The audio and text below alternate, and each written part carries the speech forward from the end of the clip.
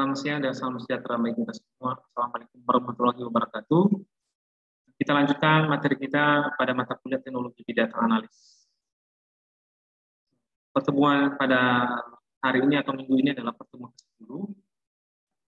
Topik pembahasan adalah berkaitan dengan XBase yang telah kita bahas pada materi sebelumnya.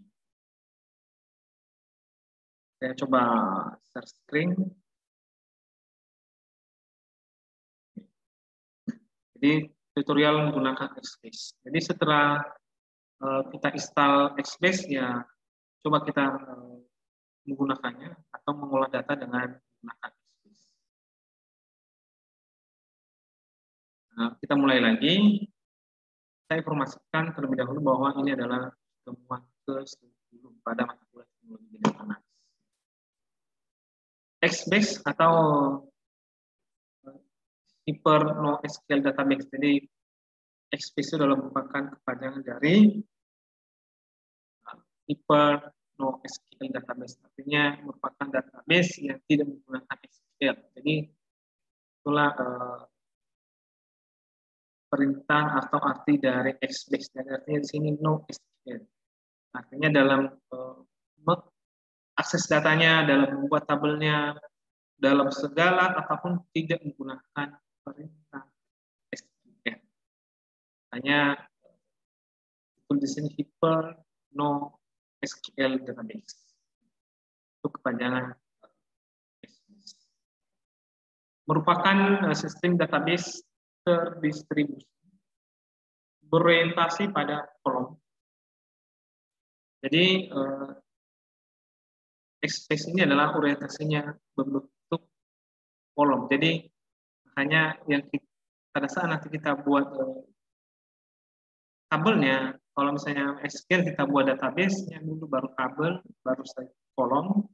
Kalau di sini kita langsung membuat tabel, dan tabel itu sudah sekaligus ada di dalam kolom.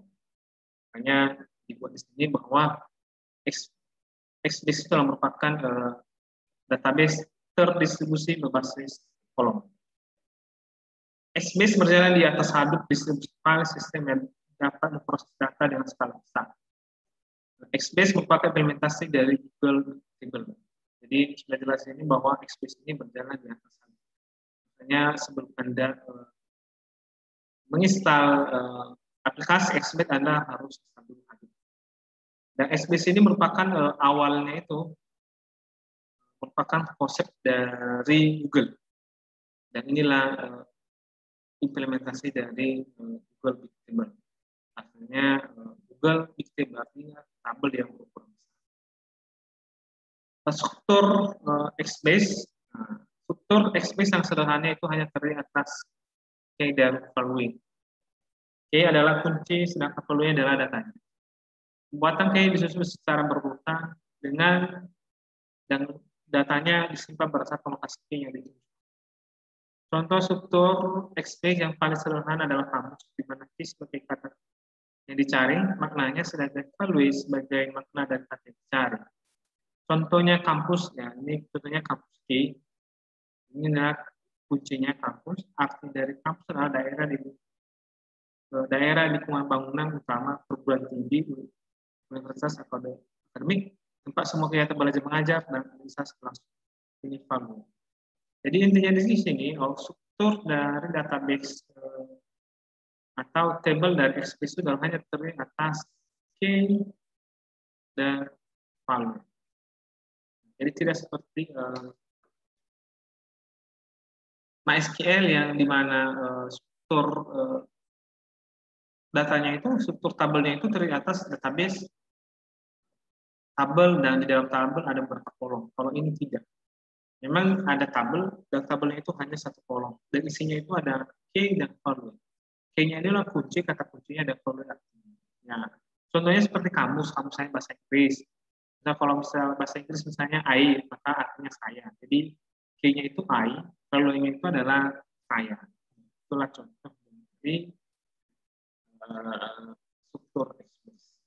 Jadi kalau kita lihat tabel ini sebagai strukturnya adalah key, value-nya.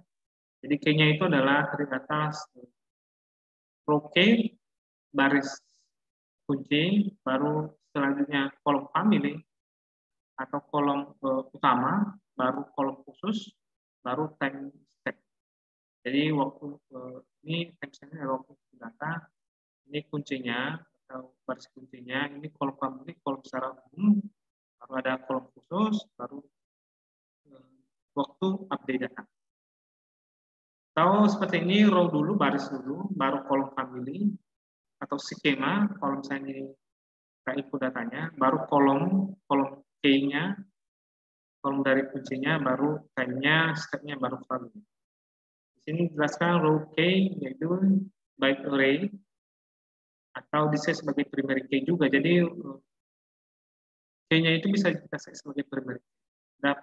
Data diurut disortir berdasarkan row key. Jadi seperti ini gambarannya, misalnya row 1 baris pertama, baru ada kolom family agak sama, baru kolom key-nya ada beberapa data. Misalnya skema dengan kolom family 1 itu bisa 2 key atau 2 key yang berbeda. Ini dokternya dengan value yang berbeda juga, yaitu misalnya body dan body. Begitu juga row yang pertama, tetapi kolom family-nya 2, itu bisa. Selanjutnya baru kolom 1 lagi, baru step-nya 1, baru nomor. Jadi di dalam sebuah tabel bisa beberapa row atau bisa beberapa baris, bisa beberapa skema atau kolom family, bisa beberapa kolom. Waktu ini update sesuai dengan update datanya, dan bisa beberapa value dan bisa beberapa nama. Seperti ini lagi ya.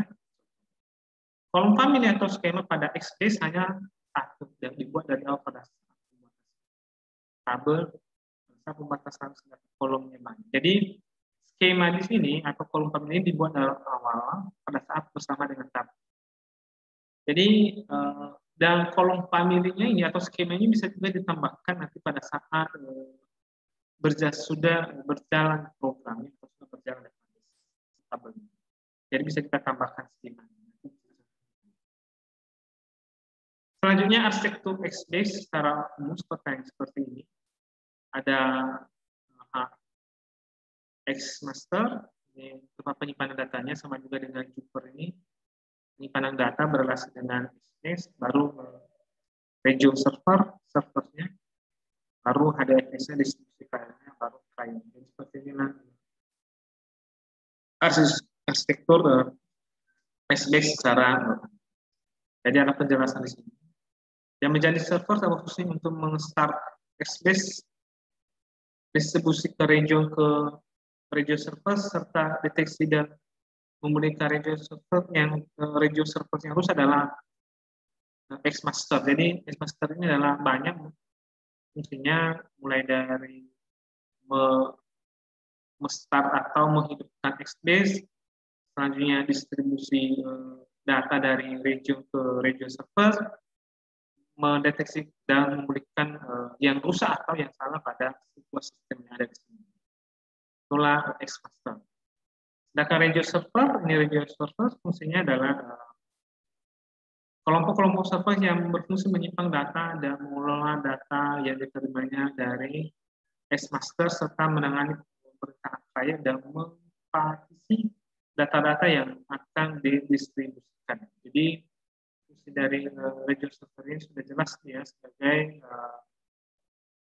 kelompok server yang menyimpan data dan mengelola data dari Xmaster dan menangani permintaan dari klien. Apa fungsi dari Jupyter? Fungsinya adalah untuk menginformasikan kondisi tentang XBase dan mengetahui kondisi region server. Informasi yang perlu disampaikan ke Xmaster.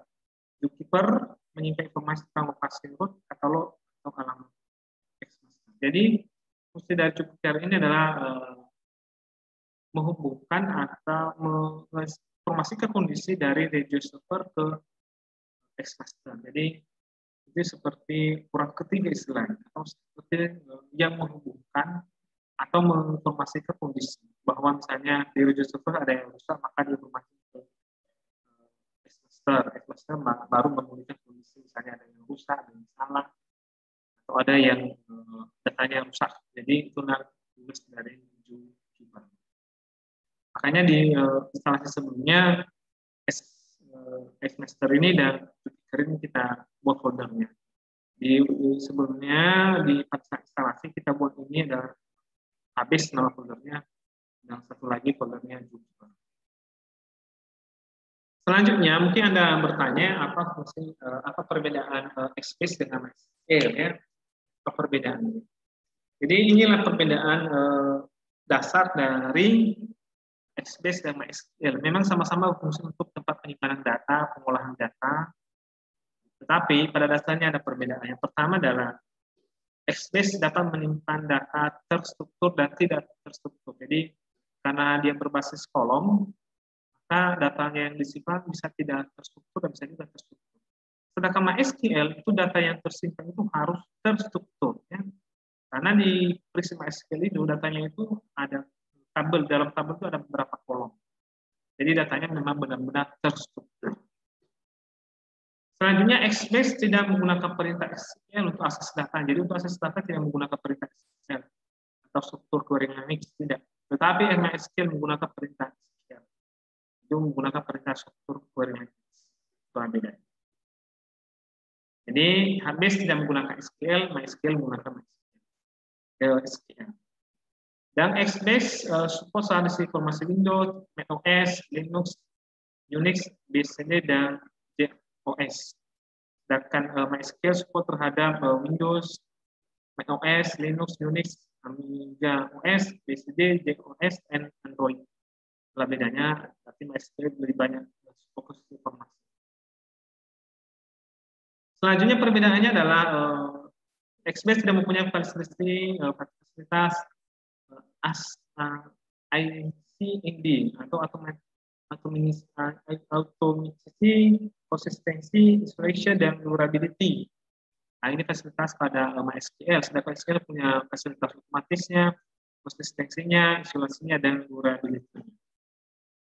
Selanjutnya, XBase implementasi dari Java, sedangkan MySQL implementasi dari bahasa asli atau C++.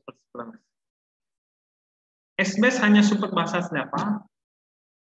Misalnya kita membuat bahasa pemrograman Java bisa menggunakan database XBase. Dan kalau misalnya MySQL support terhadap berbagai atau banyak bahasa pemrograman, misalnya bahasa C++, Secret, Python, Ruby, Java, PHP, JavaScript, dan others atau yang lain. Jadi kalau MySQL itu sangat support ada banyak bahasa. Tetapi XBase ini dapat menyimpan data lebih banyak, sedangkan MySQL dapat menyimpan data lebih sedikit. Artinya data yang berskala besar dapat menggunakan XBase. Selanjutnya XBase tidak support secondary memory atau memori penyimpanan kedua, sedangkan atau backup ya, kalau misalnya MySQL support terhadap secondary memory kedua atau support terhadap backup. XBase metode aksesnya adalah menggunakan JDBC, kalau metode akses MySQL adalah Adonek, JDBC, dan ODBC. Oke, selanjutnya apa saja perintah-perintah pembuatan tabel dan akses data pada XBase? Pertama adalah ini kita buka dulu CD-nya, dan perintah pertama yang kita lakukan adalah cd XBase 235 bin, artinya merubah direktori sebelumnya ke direktori cd 235 bin. Nah, base version adalah untuk mengetahui versi XBase yang digunakan. Selanjutnya start XBase.md untuk mengaktifkan versi patch XBase. Jadi untuk mulai atau menjalankan XBase kita harus menggunakan perintah start XBase. Selanjutnya GPS fungsinya untuk mengetahui servis yang sedang berjalan pada XBase. Selanjutnya XBase Seal untuk masuk ke terminal XBase. Jadi terminalnya ini adalah untuk misalnya di situ kita membuat tabelnya, menginput datanya, akses datanya. Selanjutnya list untuk tabel atau data yang ada pada XBase. Jadi perintah list bagaimana untuk mengetahui tabel atau data apa yang ada pada XBase. Selanjutnya adalah create nama tabel dan skema tabel. Jadi format untuk membuat tabelnya itu perintah create dulu, baru selanjutnya nama tabelnya, baru selanjutnya skema tabel. Ini adalah perintah untuk membuat tabel dan skema pada tabel. Ini sangat gampang sekali. Selanjutnya scan nama tabel, scan baru nama tabelnya apa. Itu adalah perintah untuk melihat isi tabel. Jadi kita sudah isi tabel untuk melihatnya dalam menggunakan perintah scan. Selanjutnya path nama tabelnya, nama row, skema, key-nya, baru value. Jadi perintah untuk mengisi isi tabel. Jadi untuk mengisi isi tabel ini perintahnya put dulu atau path nama tabelnya apa, nama row-nya, misalnya R1, R2 atau D1. Skemanya apa, baru key-nya apa, baru. Selanjutnya disable nama tabel, fungsinya untuk menonaktifkan tabel. Selanjutnya enable nama tabel, yaitu mengaktifkan tabel atau data dalam posisi disable tidak dapat digunakan. Jadi tabel dalam posisi disable itu tidak bisa digunakan, kalau mau digunakan di enable lagi. Get nama tabel, nama row. Jadi kita bisa menampilkan data juga berdasarkan row, misalnya row pertama saja kita tampilkan, atau row kedua, atau data pertama, atau data kedua. Perintahnya adalah get nama tabelnya baru nama. Selanjutnya alter nama tabel, nama skema baru. Di dalam bahasa atau di dalam Xbase bisa kita menambahkan skema. Jadi dengan perintah alter, baru nama tabelnya apa, baru nama skemanya. Berfungsi menambahkan skema baru pada tabel. Sebelum menambahkan skema terbaru, harus dinonaktifkan tabelnya melalui perintah is-enable nama tabelnya dan disable tabel. Setelah melakukan update skema terbaru, maka diaktifkan lagi tabel melalui perintah enable nama tabel. Jadi untuk menambah skemanya, dinonaktifkan dulu tabelnya. Setelah dinonaktifkan, pakailah perintah alter. Selanjutnya barulah disable lagi atau di-enable lagi untuk mengaktifkan.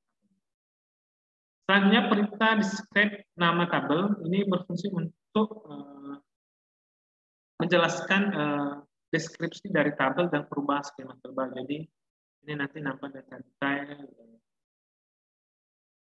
perubahan dari skema tabel. Perintah yang terakhir adalah drop nama tabel, perintah menghapuskan. Jadi kalau misalnya tabelnya sudah tidak pakai lagi, maka kita hapus dengan perintah drop nama tabel. Oke, kita coba praktekkan langsung ini. Jadi terlebih dahulu kita dulu cek di by Anissa.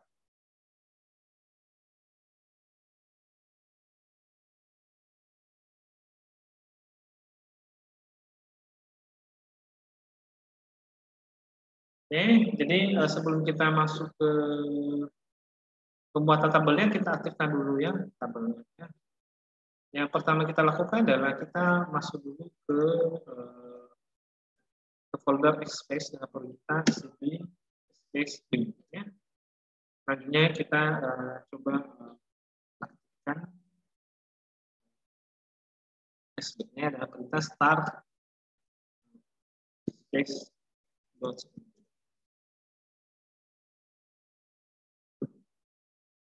Oke. Selanjutnya kita coba cek versi dari Xbase yang kita gunakan. Jadi perintahnya adalah Xbase action.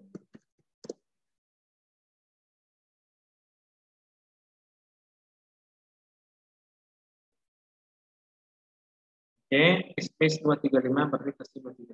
Selanjutnya kita ketik GPS untuk mengetahui versi atau mengetahui servis berjalan.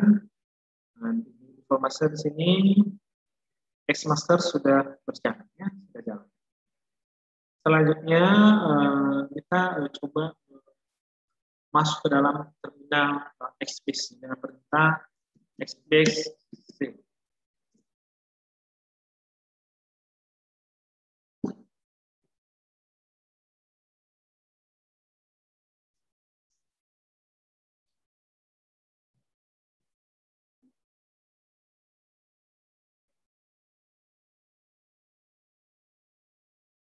Kalau di sini kita agak lama menunggu.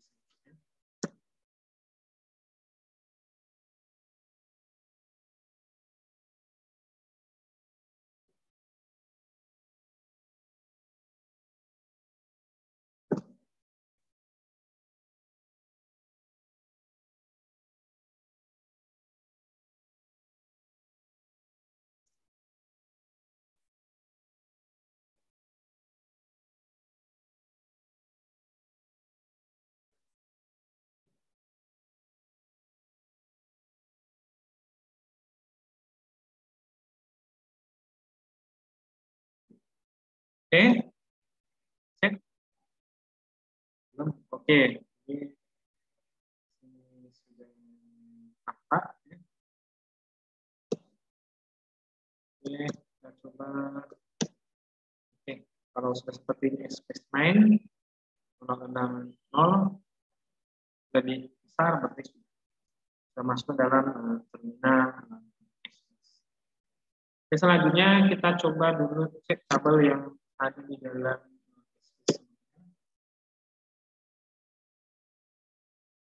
Oke, ternyata ada sebelumnya ada tabel dari penjualan dan satu.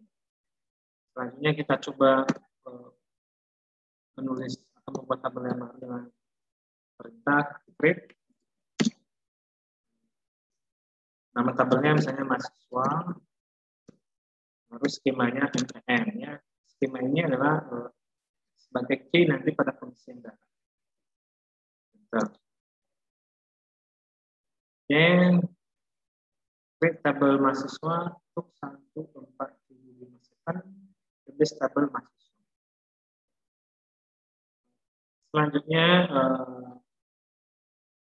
kita coba mengisi atau menginput data di dalam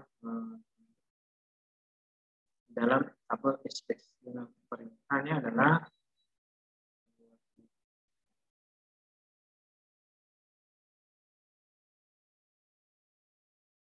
ya, tapi sebelumnya kita coba tulis lagi apakah ada tabel mahasiswa di sini ada mahasiswa. Di tabelnya ada penjual, ada demo 1, ada mahasiswa.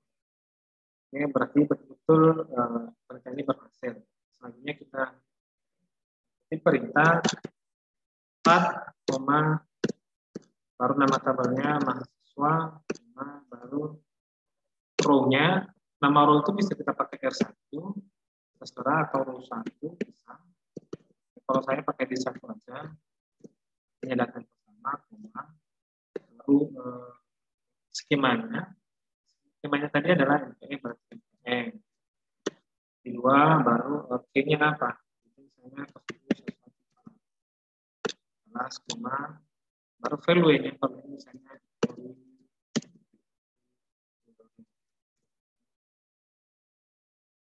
tutup, kutip satunya. Oke. Sepertinya masuk, tidak ada error. Nah, kita input data kedua misalnya, apakah masih di D pertama, bisa juga di pertama, satu di D pertama. Lalu MPM-nya sebagai skemanya, selanjutnya saya input data yang lain, misalnya 11.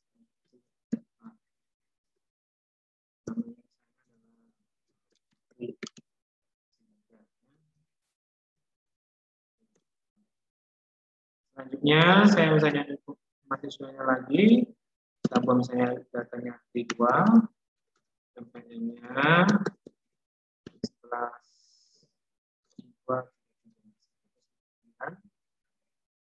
namanya adalah ya.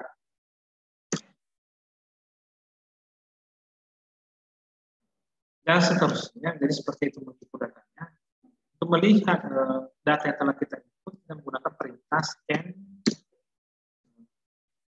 mahasiswa. Oke, jadi nampak di sini data yang telah kita input tadi adalah data di satunya ada 2, di dulunya ada 2, yaitu di satunya ini. Nah, di mana sini jelas kolom MPM-nya seperti K, itu atas nama dulu. Ini waktu penjemputan datanya dan jamnya. Lalu sini value-nya adalah juga ada tadi data yang pertama juga atau kelas yang pertama, coba juga ini dengan value-nya dalam sini. Juga dibuat tadi kita ini atas nama ini. Selanjutnya, ini kan skemanya yang kita buat di sini adalah skemanya itu adalah skema IPM. Skema IPM. Bisa nggak kita buat skema yang lain? Skema yang lainnya, dia misalnya membedakan antara data yang lain dengan data yang satu yang bisa. Nah, kita harus mengupdate atau melakukan update dari tabel mahasiswanya. Tapi sebelum masuk kita ke update-nya, kita harus dulu nonaktifkan tabel dengan perintah is enable mahasiswa. Terus selanjutnya disable mahasiswa.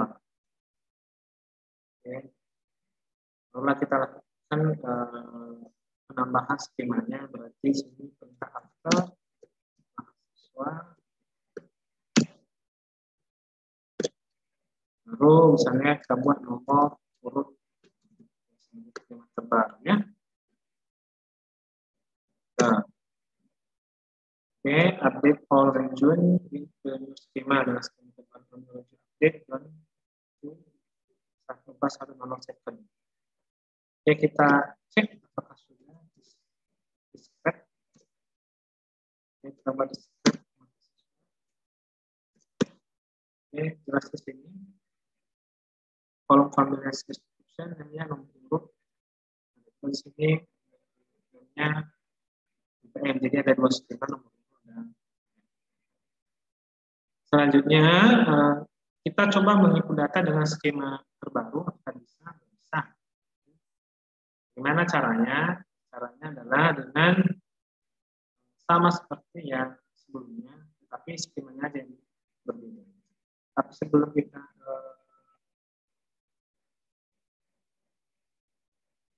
kita menginput datanya, kita harus aktifkan dulu tabelnya dengan perintah enable mahasiswa. Jadi kalau tadi enable dia, maka datanya tidak bisa.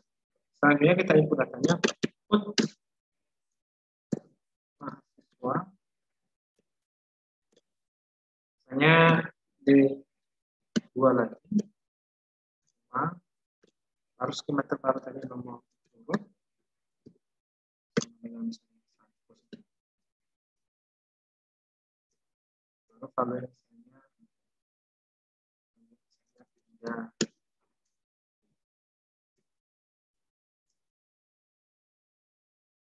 Oke, ada di sini sepertinya kesalahan di dalam inputannya. Input jadi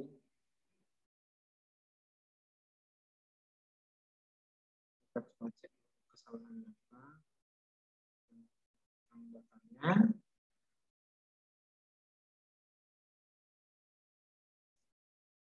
Cek yang kita inputnya kesalahan input nomor urut.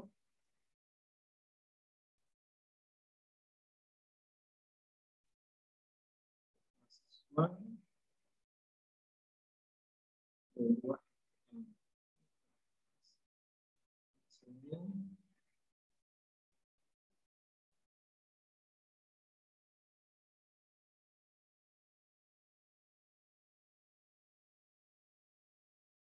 Oke, kita coba lagi. Input mahasiswa.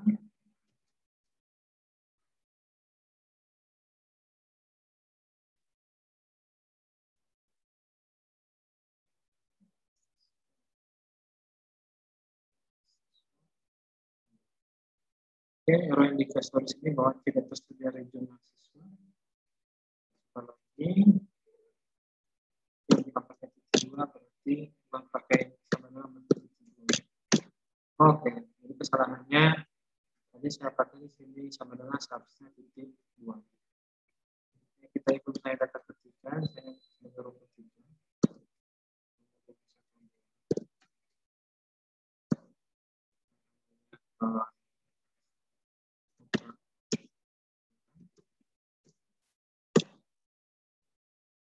Oke, selanjutnya coba kita lihat tabelnya. Oke, di samping ini lagi skema MPM, skema data D2-nya ada skema nomor urut dengan skema MPM, ketiganya dengan skema nomor urut. Jadi dengan penambahan skema ini maka bisa data edit itu bisa lebih bervariasi atau bisa lebih banyak lagi daripada yang sebelumnya. Jadi di dalam XBase ini bisa kita tambah lagi skema yang lain. Selanjutnya bagaimana cara menampilkan data per baris. Per baris, karena datanya per baris, maka perintahnya adalah menggunakan perintah get. Selanjutnya mahasiswa, baru kita menampilkan yang baris berapa atau rang berapa, misalnya D2. Oke, maka yang tampil di sini adalah ada dua. Dan D2 itu adalah ada skema nomor urut dan ada skema IPN. Atau tadi satu. Nah, ya seperti ini juga. Selanjutnya, bagaimana cara menghapus tabel? Jadi perintah menghapus tabel adalah seperti ini, drop mahasiswa. Drop mahasiswa. Oke, diinformasikan di sini tabel mahasiswa is enable, disable is false. Artinya data mahasiswa masuk aktif, enable harus disable. Jadi oleh karena itu kita disable mahasiswa. Oke, berhasil. Selanjutnya kita drop. Ini ada kesalahan. Drop mahasiswa. Oke, tabel mahasiswa udah eksis, tapi tadi di sini sudah terhapus. Kita coba lagi list. Oke, ternyata nggak ada lagi tabel mahasiswa. Oke, sekian pertemuan 10 kita dengan topik menggunakan atau mengolah data dengan Apache Express yang mudah-mudahan ini dapat bermanfaat bagi Anda semua. Saya mohon kepada Anda supaya materi ini bisa mengalami yang pertemuan kita. Siang, salam sejahtera bagi kita semua. Assalamualaikum warahmatullahi wabarakatuh.